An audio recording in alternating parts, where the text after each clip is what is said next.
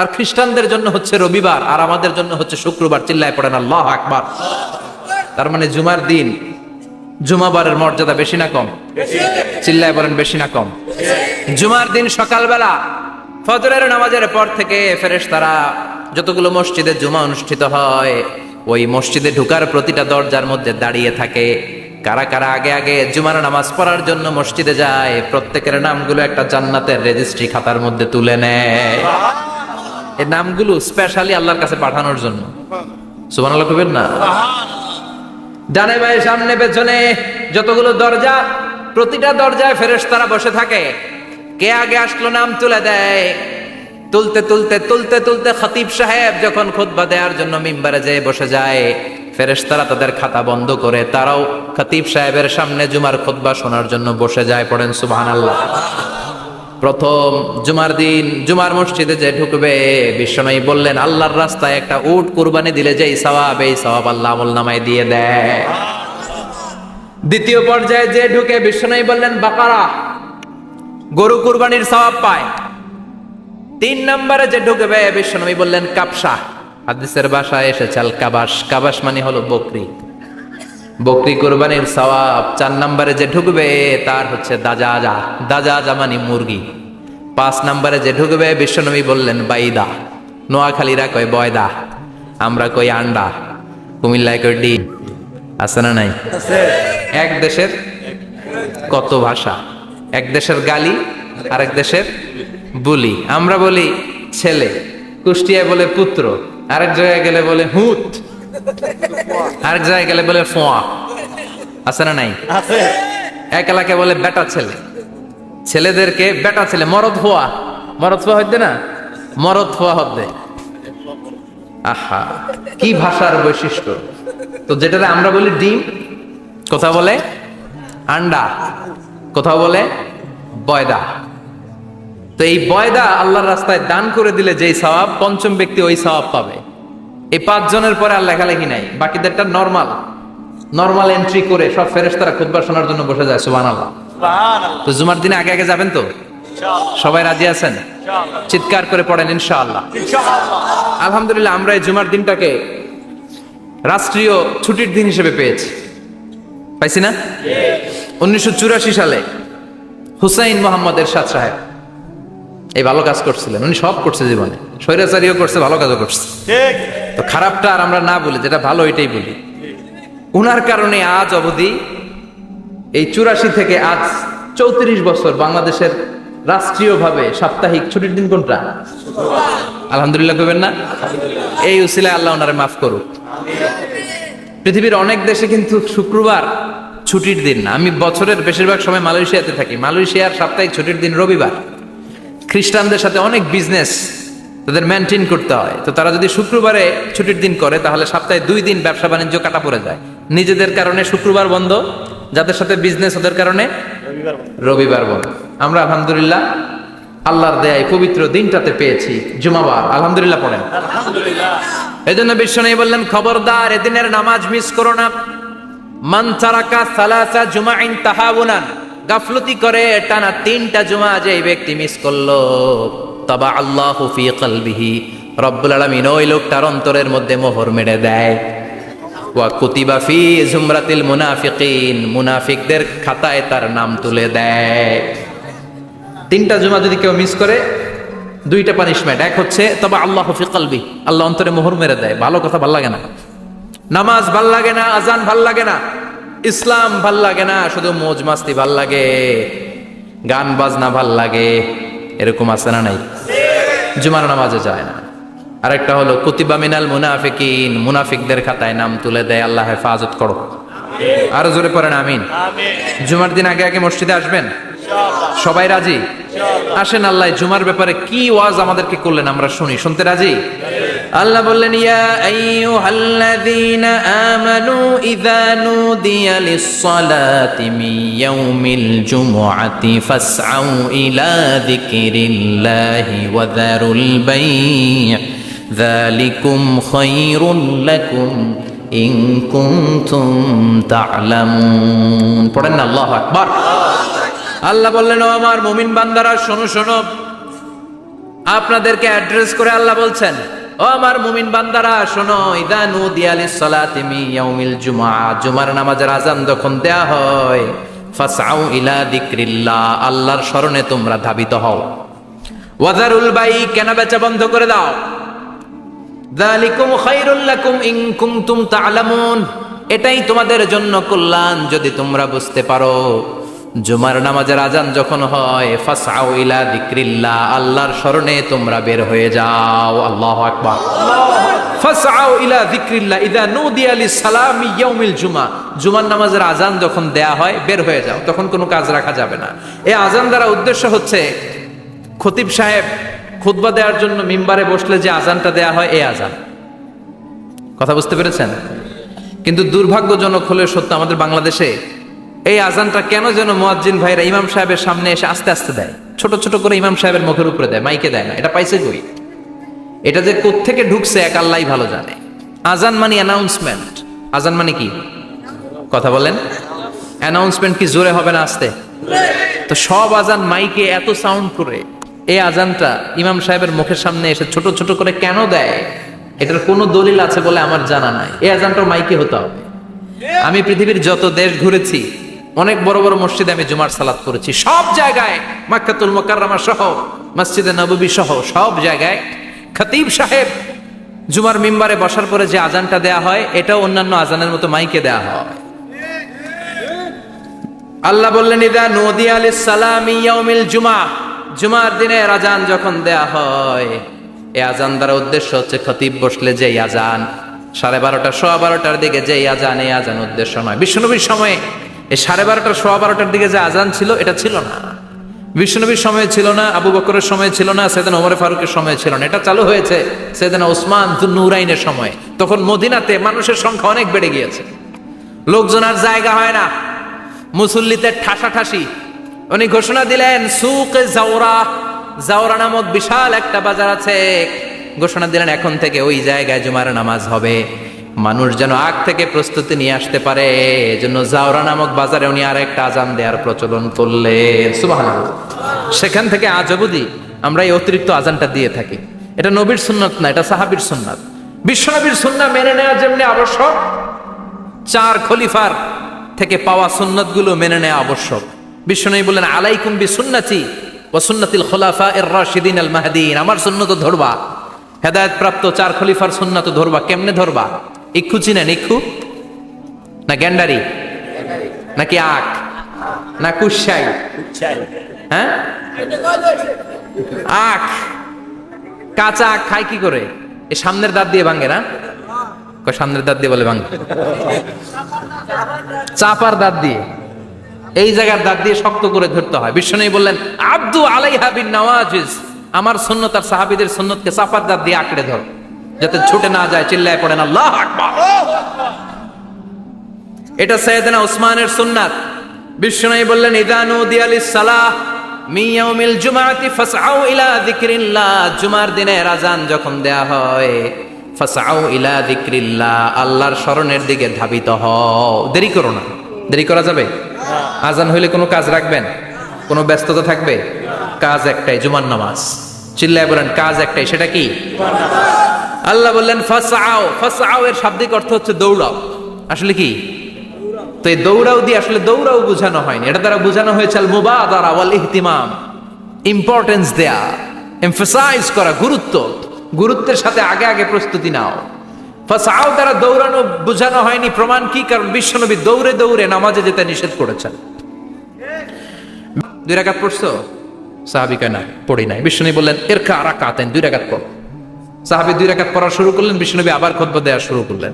খুতবার নিরবিচ্ছিন্নতাকে ভঙ্গ করে বিশ্বনবী তাকে দাঁড়াতে বললেন, 2 রাকাত নামাজ পড়তে বললেন। তার মানে খতিব সাহেব মন গড়া শুধু খুতবা দিয়ে যায় না, ডানে বায়ে কোথায় কি হচ্ছে সবকিছু নজরে রেখে, কন্ট্রোলে রেখে, সামাজিক সব সমস্যার কথাগুলো তুলে ধরে অসামাজিক কার্যকলাপের বিরুদ্ধে হুঙ্কার দিয়ে জুমার প্ল্যাটফর্মটাকে শক্তিশালী করাই হচ্ছে একজনের খতিবের দায়িত্ব। চিল্লায় এখন ঠিক কিনা? এ কাজই করেছেন বিশ্বনবী 500টা খুতবায়। আবার বিশ্বনবী দাঁড়িয়ে খুতবা দিচ্ছেন, এক সাহাবী এসে বলেন, নবী, মদিনার মধ্যে পানি নাই, অনাবৃষ্টি, দুর্ভিক্ষ, আপনি একটু দোয়া করেন যাতে বৃষ্টি হয়। কিসের দোয়া? বিশ্বনবী জুমার খুতবা থামিয়ে দিলেন, খুতবা দিচ্ছিলেন, খুতবা থামিয়ে দোয়া করলেন, আল্লাহুম্মা স্কিনা, আল্লাহুম্মা স্কিনা ইয়া গাউস আগিসনা, আল্লাহুম্মা স্কিনা গাইসান মুগীসান মারিআন মুরিআন নাফিআন গায়রা দা আজিলান গায়রা আজিল। আল্লাহ আপনি আমাদের সাহায্য করেন, আপনি রহমত করেন, বরকত দেন, আপনি মদিনার বুকে বৃষ্টি দেন, তাড়াতাড়ি দেন, দেরি করেন না। সুবহানাল্লাহ। বিশ্বনবী দোয়া করতে দেরি, মুহূর্তের মধ্যে ঝুমঝুম করে বৃষ্টি নাজিল হয়ে মদিনাটা প্লাবিত হয়ে গেল। আকাশে মেঘ দেয় কে? বৃষ্টি দেয় কে? আল্লাহ মেঘ দে, পানি দে, ছায়া দে রে তুই, আল্লাহ মেঘ দে। পড়েন পড়েন, আল্লাহ মেঘ দে, পানি দে, ছায়া দে রে তুই, আল্লাহ মেঘ দে। সবকিছু দেয়ার মালিক কে? বৃষ্টি দেয় কে? মেঘ দেয় কে? বিশ্বনবীর দোয়ার বরকতে বৃষ্টি নামলো। শুক্রবার বৃষ্টি, শনিবার বৃষ্টি, রবি সোম মঙ্গল বুধ বৃহস্পতি শুক্র, এর পরের শুক্রবার পর্যন্ত টানা বৃষ্টি হলো। কারণ দোয়ার বৃষ্টির দোয়া করছে, বৃষ্টি বন্ধ আর দোয়া তো করে না, চলতেছে। আল্লাহ কইছে নবী চাইছেন দিতেছি, না করলে থামামু। সুবহানাল্লাহ কইবেন না? বৃষ্টি হইতে হইতে মদিনায় বন্যা, মরুভূমির দেশ, কি পরিমাণে হেভি রেইনফল হলে মরুতে বন্যা হয়। সুবহানাল্লাহ পড়বেন না? আবার বিশ্বনবী পরের জুমাবারে খুতবা দিচ্ছেন, ওই সাহাবী এসে হাজির, এসে বলে, ও নবী আর বৃষ্টির দরকার নাই। যে বৃষ্টির দোয়া করতে বলেছিল সে এসে বলি আর কিসের দরকার নাই? চিল্লায় বলেন কিসের দরকার নাই? ও নবী আর বৃষ্টির দরকার নাই, এবার বৃষ্টি বন্ধের দোয়া করেন। বিশ্বনবী আবার হাত তুলে বললেন, আল্লাহুম্মা হাওয়ালাইনা ওয়ালা আলাইনা, মানে আল্লাহ আপনি বৃষ্টি দেন, তবে এই এলাকায় না, ডানে বায়ে সামনে পেছনে চারদিকে দেন। সাহাবীরা মসজিদ থেকে বের হয়ে দেখে মদিনার চারদিকে এরকম গোল একটা চাকতি, এই চাকতি দিয়ে নীল আকাশ দেখা যায়, আর ডানে বায়ে সামনে পেছনে প্রচন্ড ঝড় ঝন্ডার বৃষ্টি। মদিনার আকাশে এক ফোঁটাও বৃষ্টি নাই। চিল্লায় এখন সুবহানাল্লাহ। এগুলো হচ্ছে বিশ্বনবীর খুতবার বরকত। 500টা খুতবা দিয়েছেন, এজন্য খতিব সাহেবরা ভালো করে খুতবা দেওয়ার দরকার আছে না নাই? আল্লাহ বললেন, ইদা নুদিয়া লিস-সালাতি মিন ইয়াউমিল জুমআতি ফাসআউ ইলা যিকরিল্লাহি ওয়া যারুল বাই। জুমার আযান যখন হয়ে যায়, জুমার নামাজ পড়তে যাও, বেচা কেনা বন্ধ করে দাও। কার কথা? আল্লাহর। Close the shop, shut down the shop, close the market. Market বন্ধ, দোকানের শাটার নামাও, ক্যাশ বক্সে তালা ঝুলাও, ব্যবসা প্রতিষ্ঠান মার্কেট সবগুলো বন্ধ করে একজনের জিকিরের দিকে ছোটবা। তিনি কে? আল্লাহ। অল্প 1-1.5 ঘন্টার জন্য যদি ব্যবসা বন্ধ রাখেন, পরে যখন আবার দোকান খুলবেন জুমার বরকতে ব্যবসা বাড়িয়ে দিতে পারে কে? এরপর আল্লাহ বললেন, ফাইদা কুদিয়াতিস সালাতু ফান্তাশিরু ফিল আরদি ওয়াবতাগু মিন ফাদলিল্লাহ ওয়াযকুরুল্লাহা কাসীরান লাআল্লাকুম তুফলিহুন। যখন নামাজ শেষ হয়ে যায়, ফাইদা কুদিয়াতিস সালাতু ফান্তাশিরু ফিল আরদ, জুমার নামাজ যখন শেষ হয়ে যায়, জামাতের নামাজগুলো যখন শেষ হয়ে যায়, ফান্তাশিরু ফিল আরদ, জমিনে ছড়িয়ে যাও, ওয়াবতাগু মিন ফাদলিল্লাহ, আল্লাহর কাছ থেকে ফদল তালাশ করো, মানে রিজিক তালাশ করো। কার কথা? আল্লাহ। নামাজ শেষ মসজিদে থাকবেন? কই যাবেন? কথা কন, জোরে কন। নামাজের সময় ঢুকবেন কই? নামাজ শেষে যাইবেন কই? আবার বলেন, আজান হলে ঢুকবেন কই? আজান শেষ, নামাজ শেষ, যাবেন কই? কুদিয়াতিস সালাহ ফান্তাশিরু ফিল আরদ, এটা হচ্ছে ইসলামের বিধান। মসজিদে গোল হয়ে বসে থাকার কোনো বিধান নাই। শুধু মুরব্বী যারা, কাজ নাই, ফ্যামিলিরে দেওয়ার কিছু নাই, অবসর সময় অঢেল সময় মসজিদে বসে তেলাওয়াত করেন, জিকির করেন, সমস্যা নাই। কিন্তু যুবক যারা, নামাজের পরে সমাজকে উপহার দিবা, রাষ্ট্রকে অনেক কিছু উপহার দেওয়ার আছে, তোমার ফ্যামিলির প্রতি অনেক দায়িত্ব আছে, কর্মক্ষম কেউ নামাজের পরে মসজিদে অলস সময় কাটানো যাবে? বিধানটা কার? ওমর ফারুক মসজিদে নববীর ইমাম, জোহরের নামাজের ইমামতি করলেন, বের হয়ে আসলেন, দেখেন মসজিদের বারান্দায় ইয়ামান থেকে আসা কিছু লোক গোল হয়ে বসে বসে জিকির করে। কি করে? মনোযোগ নাই। কি করে? জিকির করে। উনি চলে গেলেন, আসরের সময় আবার ইমামতিতে আসলেন, আসরের সালাত পড়িয়ে চলে যাচ্ছেন, আবার দেখে গোল হয়ে জিকির করে ওই দল। মাগরিবের নামাজে ইমামতি করলেন, চলে যাওয়ার সময় দেখে সবাই যায়, এরা যায় না, গোল হয়ে বসে বসে জিকির করে আর তাসবিহ পড়ে। এবার ওমর ফারুক বললেন, আসসালামু আলাইকুম। সবাই বলে ওয়ালাইকুম আসসালাম। মান আনতুম, তোমরা কারা? কয় নাহনু আল মুতাওয়াক্কিলুনা আলাল্লাহ, আমরা আল্লাহর উপর তাওয়াক্কুল করছি। তো তাওয়াক্কুল করে যে বসে আছো, তোমাদের ফ্যামিলি নাই, ছেলে মেয়ে নাই, দায় দায়িত্ব নাই, সমাজকে উপহার দেওয়ার মতো কিছু নাই, আর তোমরা যে বসে আছো 3টা বেলা, খাইলা কোত্থেকে? না রোজাদা। ইয়ামানি লোকগুলো বলে না রোজা রাখি নাই, খাইছি। ওমর বলল বড় আল্লাহর ওলি খানা করতে আইছে। আমাদের জিকির আর বুজুর্গি দেখে আশেপাশের লোকজন খানা দিয়া গেছে। ওমরে ফারুক বলে তাইলে তো তোমরা মিথ্যাবাদী, তোমরা মুতাওয়াক্কিলুনা আলাল্লাহ নও, তোমরা আল্লাহর উপর তাওয়াক্কুল করনি, তোমরা হচ্ছে আল মুতাওয়াক্কিলুনা বা'দুকুম বা'দা, একে অপরের উপর নির্ভরশীল।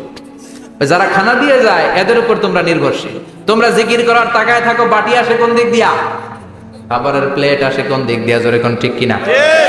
আল্লাহর উপর তাওয়াক্কুল এটা নয়। আনতুমুল মুতাওয়াক্কিলুন বা'দুকুম বা'দা, এখনই মসজিদ থেকে বের হয়ে যাও। এরপরে কোনদিন নামাজের পর গোল হয়ে বসে থাকতে দেখলে পিটায়া মসজিদ থেকে তাড়াবো। এটা হচ্ছে ইসলামের বিধান। চিল্লা এখন ঠিক কিনা? ফান্তাশিরু ফিল আরদ। নামাজের পরে কৃষক চলে যাবে মাঠে, ব্যবসায়ী চলে যাবে শপিং মলে, মেম্বার অব দ্য পার্লামেন্ট চলে যাবে সংসদে, সেনা সদস্যরা ঢুকে যাবে ক্যান্টনমেন্টে। চিল্লা এখন ঠিক কিনা? যার যেখানে দায়িত্ব পালন করার জন্য ছোট, মসজিদে বসে থাকা যাবে? কোন যুবক মানুষ, কর্মক্ষম মানুষ নামাজের পরে মসজিদে বসে বসে জিকির করা যাবে? নামাজের সবচেয়ে বড় জিকির। কামাই করা লাগবে না? মেয়ে কোথায় গেল, ছেলে কোথায় গেল, ফ্যামিলির খোঁজ খবর নেওয়ার দরকার আছে না নাই? চিল্লায় বলেন আছে না নাই? এরপর আল্লাহ বললেন ওয়াইদা রাআউ তিজারাতান আও লাহওয়ান ফাদ্দু ইলাইহা ওয়া তারাকুকা কাইমা। ও নবী, সাহাবারা কাফেলার পণ্যের লোভে, কাফেলার পণ্য এসেছে মদিনায় শুনে আপনারে জুমার মিম্বারের মধ্যে দাঁড় করিয়ে রেখে সবাই চলে যায়। এটা ঠিক করে নাই। আমার কাছে এমন রিজিক আছে যেটা কখনো ফুরাবে না, ঠিক কিনা? এই আয়াতটা বুঝতে হলে 2 মিনিট খুব মনোযোগ দিয়ে কানগুলো খরগোশের মতো খাড়া করে ফেলা। খরগোশ কিন্তু খুব খাড়া কান করে শোনে, জানেন? কানগুলো খরগোশের মতো খাড়া হয়েছে। মনোযোগ আছে? বিশ্বনবী সাল্লাল্লাহু আলাইহি ওয়াসাল্লাম মদিনাতে প্রথম যখন জুমার নামাজ পড়াতেন, তখন আগে জুমার 2 রাকাত পরে 2টা খুতবা দিতেন, ঈদের নামাজের মতো। ঈদের নামাজে আগে কি 2 রাকাত, পরে খুতবা। জুমার নামাজও ছিল এরকম, আগে 2 রাকাত নামাজ, পরে খুতবা। বিশ্বনবী আগে 2 রাকাত নামাজ পড়িয়ে খুতবা দিচ্ছেন। তখন মদিনায় দুর্ভিক্ষ, খাবার দাবার নাই। 1 মাস আগে দিহিয়াতুল কালবি আল আনসারী নামক এক সাহাবীকে দিয়ে বিশ্বনবী শাম দেশ থেকে কাফেলা পাঠিয়েছেন খাবারের দ্রব্যাদি আনার জন্য, পণ্য আনার জন্য। 1 মাস পরে তারা খাদ্যের পণ্য নিয়ে, মদিনাতে তখন দুর্ভিক্ষ, খাবারের দাম 2 গুণ 3 গুণ, খাবারের পণ্য নিয়ে কাফেলা ফিরে এসেছে জুমার টাইমে। তখন বিশ্বনবী জুমার 2 রাকাত নামাজ পড়িয়ে খুতবা দিচ্ছিলেন। কি করতেছিলেন? আর তখন নিয়ম ছিল, কোন শহরে কাফেলা ঢুকলে তারা তবলা বাজাতো, ঢোল বাজিয়ে দিত, ঢোলের আওয়াজ সবাই শুনে ওইখানে জড়ো হতো। যার যত পণ্য কিনার দরকার পণ্য কিনে নিয়ে চলে যেত। বিশ্বনবী জুমার নামাজের ইমামতি করে 2টা খুতবা যখন দিবেন, মিম্বারের মধ্যে দাঁড়িয়ে বিশ্বনবী মসজিদে নববীতে খুতবা দিচ্ছেন। খুতবার মাঝখানে বিশ্বনবী তবলার আওয়াজ শুনতে পেলেন। কিসের আওয়াজ? বিশ্বনবী সহ সব সাহাবারা বুঝতে পেরেছে 1 মাস আগে দিহিয়াতুল কালবি শাম দেশে যেই কাফেলা পাঠানো হয়েছে, ওই কাফেলা খাবারের পণ্য নিয়ে মদিনার মধ্যে ঢুকেছে। এখন মসজিদে কানাঘুষা। কিছু সাহাবী বলে না না, বিশ্বনবীর খুতবা রেখে যাওয়া যাবে না। অনেকে বলে আমরা না গেলে মুনাফিকেরা সব পণ্য কিনে ফেলবে, আমরা খাবো কি? কেউ কয় বসে থাকি, কেউ কয় ল যাই। 2-4 জন ওঠা শুরু, সাথে সাথে ওনাদের পিছনে পিছনে বাকি সাহাবীরাও ওঠা শুরু। যেতে যেতে পেছন থেকে 1 কাতার, 2 কাতার, 3 কাতার, পুরো মসজিদে নববী খালি, মাত্র 12 জন সাহাবা ছাড়া। কয়জন? 12 জন। কথা কন। 12 জন। মাত্র 12 জন সাহাবা বিশ্বনবীর সামনে বসে আছেন। 4 খলিফা, জাবির ইবনে আব্দুল্লাহ, এরকম 12 জন সাহাবা বসে আছেন। সব সাহাবারা পণ্য কেনার জন্য চলে গেল। সাহাবারা ভাবলো নামাজ আসল, নামাজ তো পড়েই ফেলছি, এখন খুতবা সমস্যা নাই। কিন্তু আল্লাহ এটা সহ্য করলেন না। বিশ্বনবী দাঁড়িয়ে খুতবা দিবে আর সাহাবারা সেই খুতবায় বসে না থেকে কাফেলার পণ্য করণের জন্য দৌড়াবে, এটা সাহাবাদের জন্য শোভনীয় নয়। চিল্লা এখন ঠিক কিনা? এজন্য সাহাবাদেরকে ধমক দিয়ে, আমাদের চোখে আঙ্গুল দিয়ে আল্লাহ আয়াত নাজিল করলেন, ওয়া ইযা রাআউ তিজারাতান লাহওয়ানি আও লাহওয়ানিন ফাদ্দু ইলাইহা ওয়া তারাকুকা কাইমা। ও নবী, আপনার সাহাবারা দুনিয়ার পণ্য সামগ্রী দেখে আপনাকে জুমার মিম্বারে